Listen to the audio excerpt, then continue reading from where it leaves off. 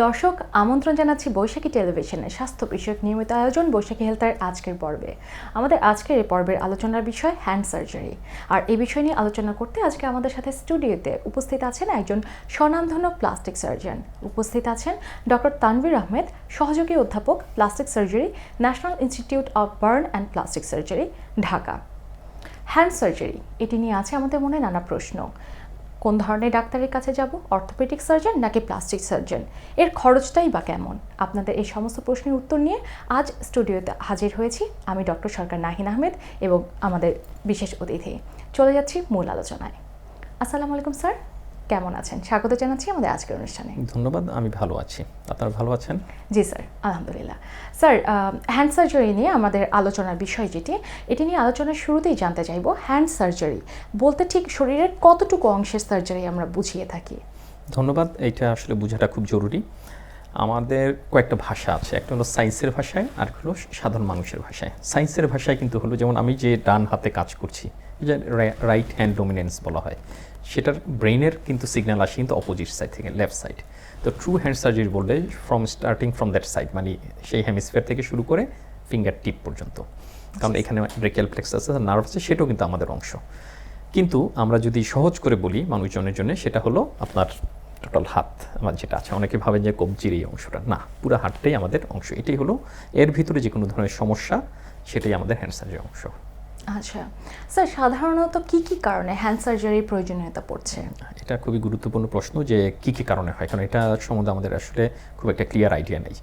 তো আমরা যদি ভাগ করে নেই, এর ভিতরে কিছু দেখা যায় কিছু জন্মগত কারণে হয়, কারণ মানুষ তো জন্ম থেকেই তারপরে মৃত্যু পর্যন্ত যাচ্ছে, তো জন্মগত কারণেই কিন্তু কিছু হ্যান্ডের সমস্যা থাকে, কিছু থাকে দুর্ঘটনাজনিত কারণে, আর কিছু কিন্তু থাকে টিউমার এবং এইসব। তো আমরা যদি জন্মগত ত্রুটির কথা বলি, তো জন্মগত কারণে মানুষের হাতে কিন্তু অনেক ধরনের সমস্যা হয়। সেটা শুরু হতে পারে জোড়া আঙ্গুল, অনেকগুলো বেশি আঙ্গুল হতে পারে, দুই হাতে হতে পারে, আবার হলো কি আঙ্গুলের কিছু অংশ জন্মগতভাবে বাঁকা থাকতে পারে, তারপর অনেক ধরনের টিউমার থাকতে পারে, রক্তনালীর টিউমার থাকতে পারে, এগুলা। তাছাড়া অ্যাডাল্টের মধ্যে থাকতে পারে বিভিন্ন ট্রমাটিক, যেমন ট্যান্ডন ইঞ্জুরি থাকতে পারে, কাট ইঞ্জুরি থাকতে পারে, নার্ভ ইঞ্জুরি থাকতে পারে। এখন মোটরসাইকেলে সবাই চড়ছে, ব্রেকিয়াল প্লেক্সাস ইঞ্জুরি বলা হয়, সেটা একটা জিনিস। তারপরে বিভিন্ন কারণে যে ইঞ্জুরির জন্যে গ্লাস কাট বা রোড ট্রাফিক অ্যাক্সিডেন্টের জন্য দেখা যায় তার নার্ভ বা ট্যান্ডনগুলো কেটে যাচ্ছে, মাংসপেশি কেটে যাচ্ছে, অথবা দুর্ঘটনাজনিত কারণে তার এখান থেকে মাংস উঠে যাচ্ছে, সেটাকে রিপেয়ার না করলে, প্লাস্টিসিস না করলে হাতটাকেই অ্যাম্পুটেশন করে ফেলতে হবে। তাছাড়া দুর্ঘটনাজনিত আরও কিছু আছে, যেমন ইলেকট্রিক বার্ন, তারপরে অন্য ধরনের পোড়া। এবার আসি টিউমারের দিকে, যে বয়স বাড়ার সাথে সাথে কিন্তু বিভিন্ন ধরনের টিউমার হয়, যেমন সেখানে সার্কোমা থাকে, বোনসের কিছু টিউমার থাকে, স্কিনের কিছু টিউমার থাকে, মাসেলসের কিছু টিউমার থাকে। তাছাড়া থাকে কিছু সিনড্রোম বা কিছু জিনিস, যেমন ডায়াবেটিক পেশেন্টদের কিছু হয়, বা বয়সজনিত কারণে, যেমন ট্রিগার ফিঙ্গার হয়, আঙ্গুল একটা খুলতে কষ্ট হচ্ছে, আটকে যাচ্ছে। তারপরে আপনার কার্পাল টানেল সিনড্রোম হচ্ছে, যেটা খুব কমন ডায়াবেটিক পেশেন্টদের, যে হাতের এখানে সমস্যা হচ্ছে রিস্টে, তার জন্য হাতের সামনের অংশে ঝামেলা হচ্ছে। আর ছোটো ছোটো টিউমার থাকে, গ্লোমাস টিউমার, গ্যাংলিয়ন থাকে, এই জিনিসগুলো কিন্তু সব হ্যান্ড সার্জারির অংশ। আচ্ছা স্যার, আপনি ক্লাসিফিকেশন করে বললেন যে হ্যান্ড সার্জারির কারণগুলো কী কী। স্যার, প্রথমে জন্মগত ত্রুটি নিয়ে কথা বলেছিলেন। জন্মগত ত্রুটির ব্যাপারে একটু যদি কথা বলতে চাই, যে জন্মগত ত্রুটিতে যে কোনো ধরনের কনজেনিটাল অ্যানোমালিজি থাকুক না কেন, সেটি কি প্লাস্টিক সার্জারি করে আসলে সম্পূর্ণভাবে নিরাময় করা সম্ভব কিনা? হ্যাঁ, ধন্যবাদ। অ্যাকচুয়ালি জন্মগত ত্রুটি সাধারণত হাতেই বেশি হয়ে থাকে আমাদের হিসাব মতে। তো সেই কারণ আমরা বাচ্চাদের দিকে যদি তাকাই, জন্মের পরপর আস্তে আস্তে সে প্রথমে হাত পা নাড়ানো শেখে, তারপর পা নাড়াচ্ছে, হামাগুড়ি দিচ্ছে, তারপর কয়েকদিন পর্যন্ত হাত দিয়ে কিছু ধরার চেষ্টা করতেছে, তারপরে কিছু কাজ করার চেষ্টা করতেছে। এগুলো কিন্তু সব 6 মাস থেকে শুরু করে 8 মাস, 12 মাস, 18 মাসের মধ্যে ডেভেলপ করে যাচ্ছে, এবং সেটাই কিন্তু আমার ব্রেইনে প্রথিত হচ্ছে যে আমি রাইট হ্যান্ডে কাজ করবো না লেফট হ্যান্ডে কাজ করব, আমি জিনিসটাকে কীভাবে ধরছি, একটা ছোট জিনিসকে 2 আঙ্গুলে ধরছি, একটা বড় জিনিসকে আমি গ্রিপ করে ধরছি। তো এই ডেভেলপমেন্টাল ফেজটাকে আগে অথবা ওর মধ্যেই, এই সময়টার মধ্যে কিন্তু আসলে সার্জারিগুলো করা উচিত যদি জন্মগত ত্রুটি থাকে। নতুবা কী হবে, যদি আমি একটা ত্রুটিপূর্ণভাবে একটা জিনিস ধরে ফেলি বা ধরা শিখে ফেলি, অথবা ত্রুটিপূর্ণভাবে আমি কোনো কাজ করে শিখে ফেলি, সেটাকে কিন্তু আমরা হয়তো সমস্যাটাকে সমাধান করতে পারবো, কিন্তু এই যে কাজ করার যেই বদভ্যাসটা সেটা কিন্তু আমরা দূর করতে পারবো না। তাই ছোটকাল থেকে দেখা যায় যে আমরা যে আঞ্চলিকতার যে টান থাকে সেটা বড় হওয়ার পর অতি সহজে যাচ্ছে না, কারণ এটা ব্রেনে পতিত থাকে।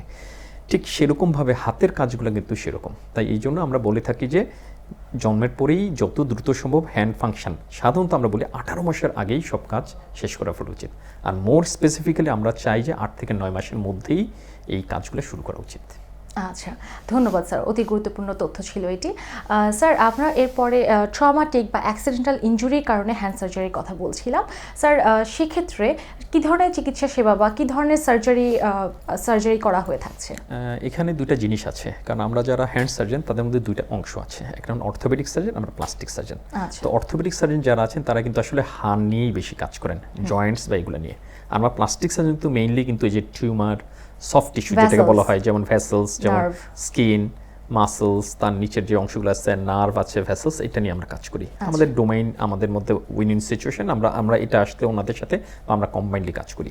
তাই আমরা যেটা বলবো যে এই ট্রমাটিকের মধ্যে আমার যে অংশটা সেটাকে আমি হাইলাইট করছি ট্রমাবাদে, যে যেমন ট্যান্ডন ইনজুরি হতে পারে, অথবা মাংস উঠে গিয়েছে, আঙ্গুলটা দেখা যাচ্ছে, অথবা কেটে গিয়ে এই পাশ থেকে মাংস চলে গেছে, অথবা দুর্ঘটনার জন্য হাতের একটা বিশাল অংশ চলে গিয়েছে, সেটাকে রিকনস্ট্রাক্ট করতে হবে। সেকেন্ড হতে পারে কাঁচ ঢুকে বা একটা শার্প কিছু ঢুকে তার একটা নার্ভ কেটে গেছে, অথবা একটা ছোট একটা ট্যান্ডন কেটে গিয়েছে, অথবা এখানে ভেসেলস থাকে, রক্তনালী, সেটা কেটে গিয়েছে। তো সেটার কাজগুলো কিন্তু আমাদেরকে করতে হয়। অথবা আরও বড় ইনজুরির জন্য এখানে ব্রেকিয়াল প্লেক্সাস ইনজুরি হচ্ছে, সেটা আমরা করি। আর প্লাস্টিক সার্জনের মধ্যে আরেকটা বড় জিনিস আসে, যেটা হয়তো এখন অলরেডি মানুষজন জেনে গিয়েছে, যেমন দুর্ঘটনার কারণে একটা আঙ্গুলের কেটে পড়ে গেল, কবজি থেকে কেটে পড়ে গেল, হাতের একটা অংশ কেটে পড়ে গেল, তাকে কিন্তু রিপ্লান্টেশন বলা হয়। মাইক্রো সার্জারির মাধ্যমে আমাদের কলিগস অনেকেই, আমরা সবাই এটা করি না, আমাদের মধ্যে অনেকেই আছে ট্রেন যারা মাইক্রো সার্জারির মাধ্যমে আমাদের ইনস্টিটিউটে বা বাংলাদেশেও বিভিন্ন বড় বড় হসপিটাল প্লাস্টিক সার্জনরা এটাকে কিন্তু পুনঃস্থাপন করছেন। তো এটাও কিন্তু আসলে এই হ্যান্ড সার্জারির অংশ। আচ্ছা স্যার, রিপ্লান্টেশনের ব্যাপারে একটু কথা বলতে চাচ্ছিলাম। রিপ্লান্টেশন করলে আসলে পুনঃস্থাপিত আঙুল কিংবা হাত, ওটি কি স্বাভাবিক হাত কিংবা আঙুলের মতো করে কাজ করতে পারে কিনা? এটা খুবই পার্টিনেন্ট একটা প্রশ্ন, কারণ এটা কিন্তু আমাদের অ্যাসেসমেন্টের ব্যাপারে। এখানে অনেকগুলো ক্রাইটেরিয়া আছে, যে হাতটা কখন কাটলো, কিভাবে কাটলো, কোন অ্যাঙ্গেলে কাটলো, কোন মেকানিজমে কাটলো, মানে কোন জিনিসে। শার্প কাট, পটি দিয়ে জোরে যদি কেটে দেয় কেউ, সেটা কিন্তু রেজাল্ট একরকম, কিন্তু মেশিনে দুর্ঘটনার জন্য কারণে যেটা হবে সেটা কিন্তু রেজাল্ট ভালো না। আবার এটা কত সময়ের মধ্যে আসলো, শুধু কত সময়ের মধ্যে না, সেটা কিসের মধ্যে করে আনলো, অথবা সেটা কি রাস্তায় পড়ে গেল কিনা, বা পেশেন্টকে ভালো মতো রিসাসিটেট করা হলো কিনা, অনেকগুলো জিনিসের উপর নির্ভর করে কিন্তু আমরা চিন্তা করি যে এটা আসলে ভালো মতো কাজ করবে না। আর আল্লাহ প্রদত্ত যে জিনিস সেটা তো 100% একই থাকবে না। আমরা হয়তো চেষ্টা করব তাকে কাছাকাছি ফাংশন ফিরিয়ে দেওয়ার জন্য। সাধারণত রিপ্লান্টেশনে যে হাতটা অনেক সময় যেটা হয়, আমাদের দেশের বিভিন্ন কারণে সঠিক সময়টা আসলে পৌঁছানো সম্ভব হয় না।